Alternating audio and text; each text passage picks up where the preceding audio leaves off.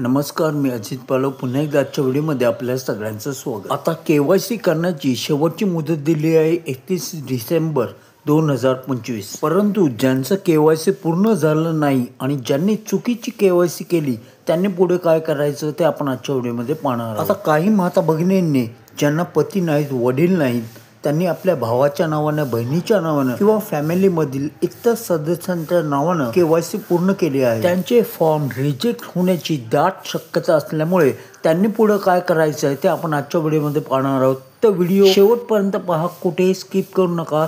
चॅनलवर नवीन असाल तर चॅनलला आत्ताच सबस्क्राइब करून घ्या, बेल आयकॉन प्रेस करा।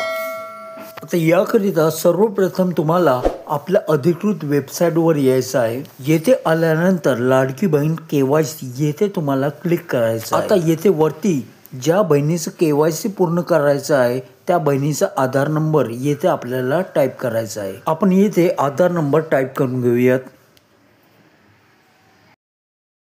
त्यानंतर खालच्या बाजूला जो कॅप्चा इथे त्यांनी दिला आहे त्याप्रमाणे कॅप्चा टाईप करून घ्यायचा आहे। हा कॅप्चा जसा आहे त्याप्रमाणे टाईप करून झाल्यानंतर येथे आपल्याला संमती द्यायची आहे। संमती देऊन झाल्यानंतर OTP पाठवा या बटनवर क्लिक करावं लागेल।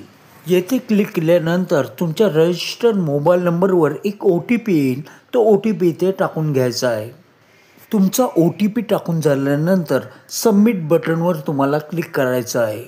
त्यानंतर तुमचं दुसरं पेज ओपन होईल। येथे आपण झूम करून हे पेज पाहू शकता।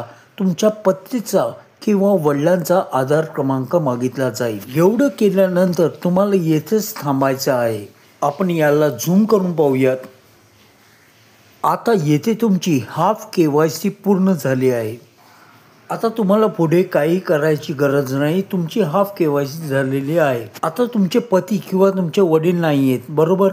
त्यामुळे तुम्ही काय करायचं आहे, तुमच्या पतीचं किंवा वडिलांचं मृत्यू प्रमाणपत्र किंवा तुमचा डिवोर्स झाला असेल तर त्याची काही कागदपत्र असतील ती तुमच्या जवळील कुठल्याही अंगणवाडी केंद्रामध्ये म्हणजे अंगणवाडी सेविकेकडे तुमचं आधार कार्ड आणि जे काही सर्टिफिकेट, जे काही पेपर्स असतील ते तुम्हाला जमा करायचे आहे। आता ज्या महिलांनी चुकीच्या पद्धतीने KYC पूर्ण केलं आहे त्यांनी देखील हे हाफ KYC करून त्यांचे जे काही पेपर्स, डॉक्युमेंट्स असतील ते देखील त्यांनी सुद्धा तेथे जाऊन जमा करायचे आहेत। येथे आपण GR पाहू शकता। या GR मध्ये म्हटल्याप्रमाणे तुम्ही तुमच्या वडिलांचं किंवा पतीचं जे काही डॉक्युमेंट्स असतील ते अंगणवाडी सेविकेकडे जमा करावे। एवढं काम झाल्यानंतर तुमचे पुढचे हप्ते तुम्हाला मिळत राहतील। अजून कोणत्याही प्रकारची तुम्हाला शंका असल्यास तुम्ही कमेंट करून अवश्य कळवा। चॅनलवर नवीन असाल तर चॅनलला सबस्क्राइब करून घ्या, बेल आयकॉन प्रेस करा। पुन्हा भेटू एका नवीन अपडेटसह, तोवर काळजी घ्या।